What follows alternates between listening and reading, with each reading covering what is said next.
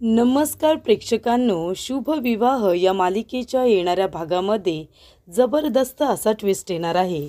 तर प्रेक्षकांनो, इथे आता राजाराम काका आणि भूमी या दोघांनी मिळून रागिनी आणि सिस्टर या दोघांना एकत्र रंगेहात पकडलेलं असतं।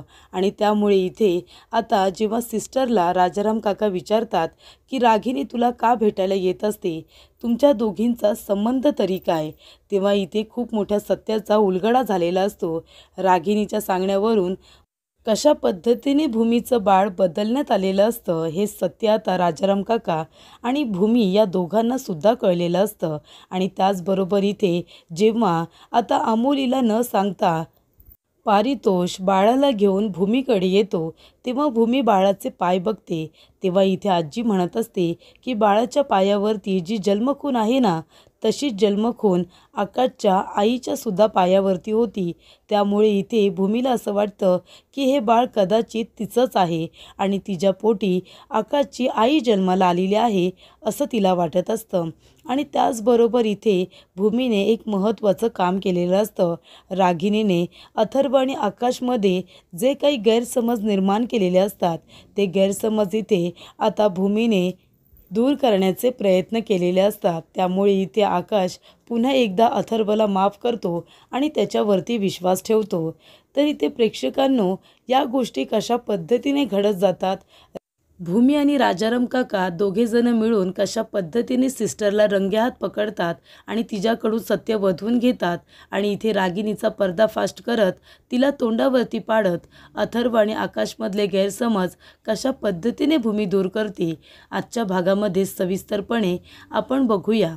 तर इथे प्रेक्षकांनो, रागिनीबद्दल तर आपल्याला सगळ्यांनाच माहिती झालेलं आहे की रागिनी सगळ्यांबरोबर फक्त चांगलं वागायचं नाटक करते, नाहीतर इथे रागिनी अजिबात बदललेली नाही आहे। उलट ती अभिजितच्या मृत्यूचा बदला घेण्यासाठी त्या घरामध्ये परत आलेली असते आणि ज्या संपत्तीसाठी तिने एवढ्या खास्ता खाल्लेल्या असतात, लाच सोडलेली असते, ती संपत्तीसुद्धा तिला परत मिळवायची असते आणि म्हणून ती त्या घरामध्ये परत आली आहे। फक्त आता फरक इतकाच की आधी सगळं वाईट बनूनच करत होती, आता फक्त चांगुलपणाचा आव आणून सगळी कामं करून घेत असते। हळूहळू सगळ्यांचा विश्वास तिच्यावरती बसलेला असतो। रागिनी आता बदलली आहे, तिने जी काही कृत्य केलेली आहेत त्याचा तिला पश्चाताप झाला आहे असं सगळ्यांना वाटत असतं आणि म्हणूनच सगळेजण तिच्याबरोबर चांगलं वागत असतात। पण प्रेक्षकांनो, रागिनी अजिबात बदललेली नसते, उलट आधी जेवढी वाईट असते त्याच्यापेक्षा 10 पट्टीने अजून ती वाईट झालेली आहे। इथे भूमी आणि आकाशचं जन्माला आलेलं बाळ ती बाई आता नेऊन मंदिरामध्ये ठेवते आणि त्या बाळाच्या जागी एक मृत बाळ आणून ठेवते आणि इथे भूमीला सांगते की तुझं बाळ आता जिवंत नाही आहे। तेव्हा इथे प्रेक्षकांनो, डॉक्टरांकडून सुद्धा खूप मोठी चूक झालेली असते। म्हणजे बाळाला त्यांनी व्यवस्थित बघितलेलं असतं, तरीसुद्धा बाळामधला फरक त्या लोकांना कसा कळत नाही हेच काही लक्षात येत नाही। आणि त्यामुळे इथे भूमीची अवस्था फारच बिकट झालेली असते। देवीच्या कृपेने ते बाळ पारितोष आणि अमोली यांच्या हातामध्ये तर लागलेलं असतं, पण रागिनीने इथे खूप मोठं कारस्थान केलेलं असतं। आता कुठे भूमी त्या धक्क्यातून थोडीफार सावरलेली आहे। निदान उशीला जे बाळ समजत असते, ती उशी तरी तिच्याकडून आता बाजूला झालेली असते आणि इथे तिला आता फक्त एकच गोष्ट सतावत असते, ती म्हणजे पारितोष आणि अमोलीकडे जे बाळ आहे ना, ते बाळ त्यांना भेटलं आहे असं त्यांचं म्हणणं आहे, ते बाळ माझंच आहे असं मला का वाटतं आणि सातत्याने भूमीला त्या बाळाला भेटावं असं वाटतं। आणि ज्या वेळेला भूमी त्या बाळाला भेटायला जाते, तेव्हा अमोली तिला अजिबात भेटू देत नाही। या गोष्टीचं भूमीला फार वाईट वाटतं आणि जेव्हा अमोली ही गोष्ट पारितोषला सांगते, तेव्हा पारितोषलासुद्धा वाईट वाटलेलं असतं आणि तेव्हा इथे पारितोषने एक निर्णय घेतलेला असतो, तो इथे बाळाला घेऊन भूमीला भेटायला येतो। त्यामुळे इथे भूमी बाळाला भेटते, त्याला बघते, त्याला अंजारते गोंजारते, आपल्या उराशी धरून ठेवते। तेव्हा इथे बाळाचा पाय भूमीला दिसतो, तेव्हा पायावरती एक जन्मखून असते। तेव्हा इथे भूमी म्हणते, आकाश बघ ना, बाळाच्या पायावरती जन्मखून आहे। तेव्हा इथे आजी बघतात आणि म्हणतात, तुला माहिती आहे का आकाश, अरे तुझ्या आईच्या पायावरती सुद्धा अशीच खूण होती आणि ती सुद्धा जन्मखूण होती. तेव्हा इथे भूमी म्हणते, आकाश आपल्यासुद्धा पोटी तुझी आई जन्माला येणार होती, कारण तुझी आई स्वप्नात येऊन मला म्हणाली होती की मी माझ्या आकाशच्या पोटी जन्माला येणार आहे. तेव्हा तुझ्या आईंच्या पायावरती सुद्धा अशीच जन्मखूण असते ना. तेव्हा इथे भूमीला कुठे ना कुठेतरी वाटतं की हे बाळ माझंच आहे, पण ती आता पुरावे शोधून काढत असते आणि नंतर ती विचार करणार असते की हे बाळ नक्की कुणाचं आहे. तेव्हा इथे भूमी विचार करते की माझ्याबरोबर इतक्या वाईट गोष्टी कशा काय घडल्या. म्हणजे ज्या वेळेला बाळ जन्माला आलं तेव्हा ते जिवंत होतं आणि लगेच बाळ माझं गेलं कसं काय आणि डॉक्टरांना ते कसं का नाही कळलं. तेव्हा इथे काहीतरी गडबड नक्की आहे, कारण भूमीने रागिनी आत्याला आणि त्या सिस्टरला सुद्धा वारंवार एकत्र बघितलेलं असतं.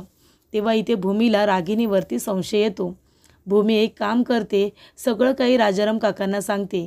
ती म्हणत असते की आपण दोघेजण भेटूया आणि जरा बोलूया.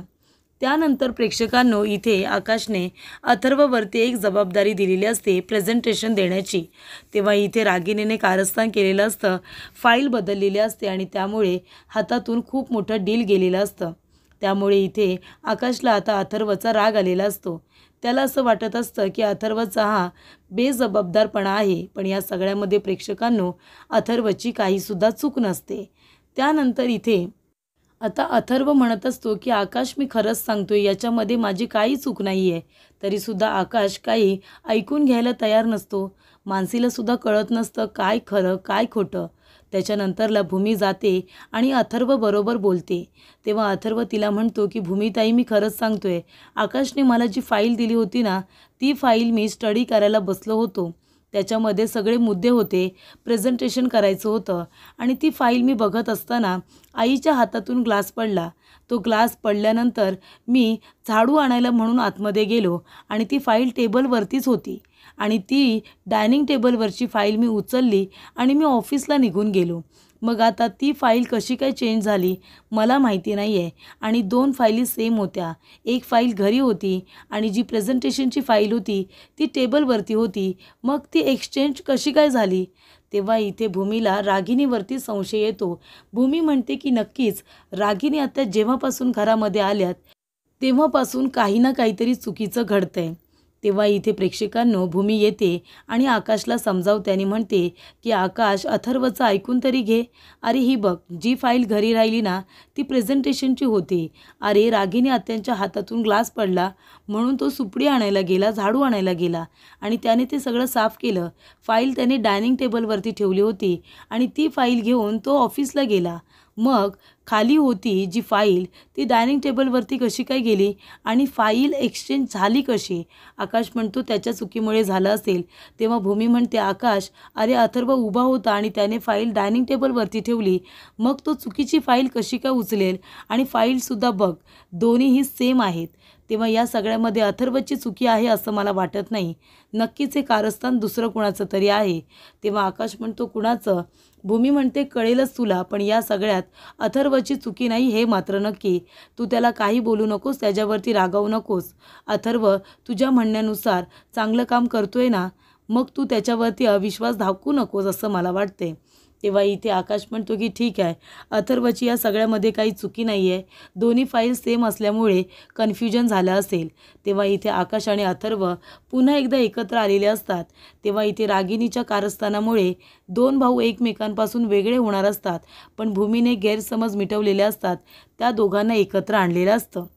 त्याचबरोबर इथे पारितोषने बाळाला घरी आणल्यामुळे भूमीचा मूडसुद्धा छान असतो. भूमीने बाळाला बघितलेलं असतं.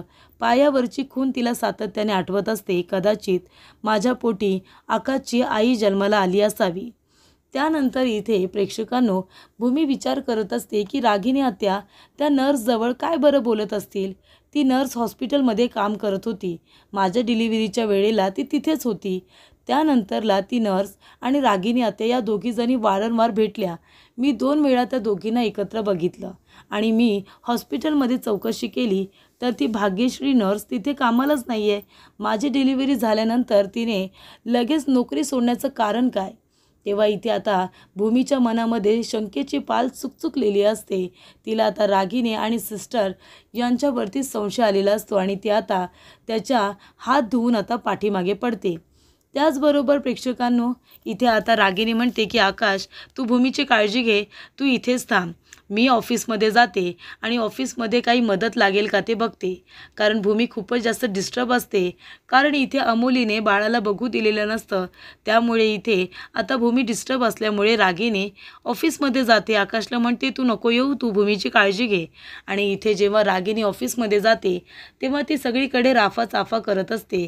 तेव्हा राजाराम काकांना काहीतरी तिच्यावरती संशय आलेला असतो, कारण भूमीने आधीच त्यांना सांगितलेलं असतं की राजाराम काका, तुम्ही जरा विचार करा, जेव्हापासून रागिनी आता या घरात आल्यात तेव्हापासून काही ना काहीतरी चुकीचं घडतंय. तुम्ही जर बघितलंत ना तर त्या पौर्णिमेला शांत करत नाही. पौर्णिमा आगाऊपणा करते आणि रागिनी आत्या त्याच्यामध्ये भर घालतात.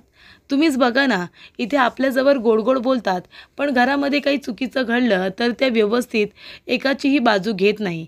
आता अथर्वने जी फाईल चुकीची नेली तर ते चुकून झालं असेल ना, पण त्यांनी तसं न बोलता त्यांनी अथर्वलाच 2 गोष्टी सुनावल्या. ते चुकीचं आहे.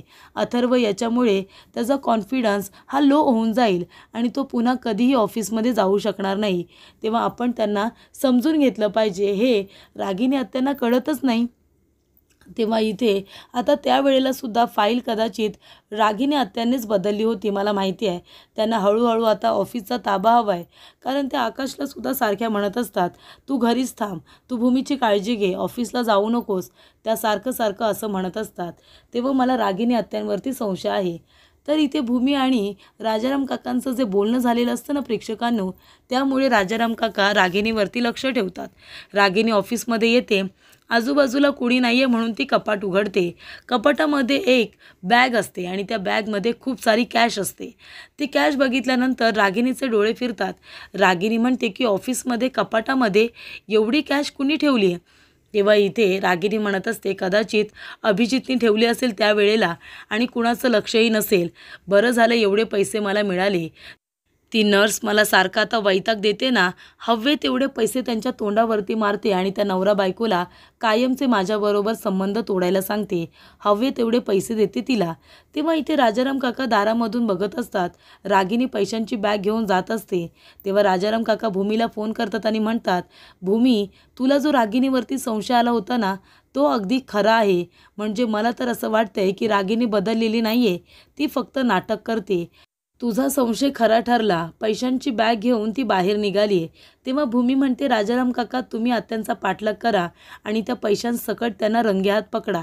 तेव्हा इथे राजाराम काका येतात आणि म्हणतात, रागिनी, अगं ऑफिसमधून पैशांची बॅग घेऊन तू कुठे चाललीस?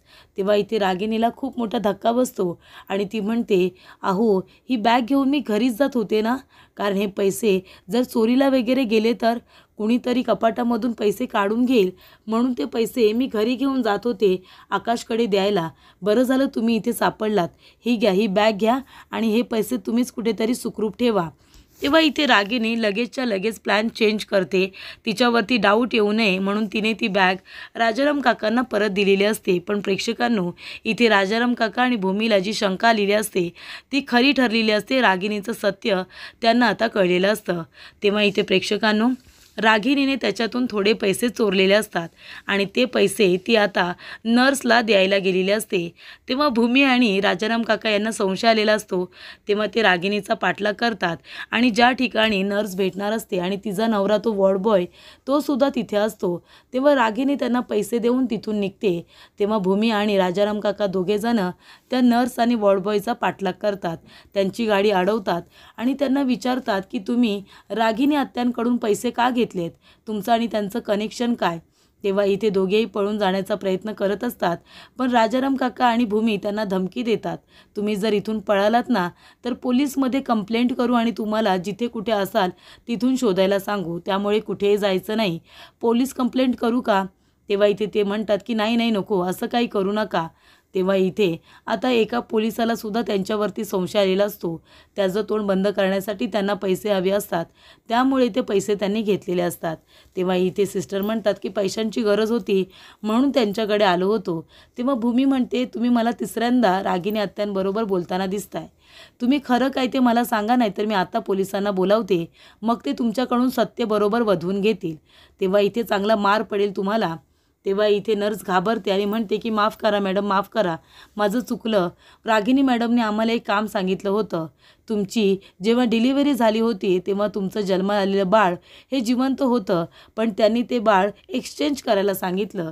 तुमच्या जिवंत बाळाच्या जागी एक मृत बाळ आणून ठेवलं होतं आणि तुमचं जिवंत बाळ त्यांनी कुठे ठेवलं काय माहिती. तेव्हा इथे प्रेक्षकांनो, रागिनीला आता बाळाचं सत्य कळलेलं असतं. ती म्हणते, राजाराम काका बघितलंत ना, मी जे काही बोलत होते ते सगळं खरं होतं. माझं बाळ जिवंत आहे आणि जिथे कुठे आहे ना ते सुखरूप आहे, हे सुद्धा मला माहिती आहे. पण हे कारस्थान रागिनी आत्यांचं होतं हे मात्र मला माहिती नाही. रागिनी, पौर्णिमा, नीलांबरी या तिघीजणी एकत्र आलेल्या असतात. त्याचबरोबर इथे आकाशने समजवल्यानंतर अथर्वसुद्धा मेहनत घेत असतो.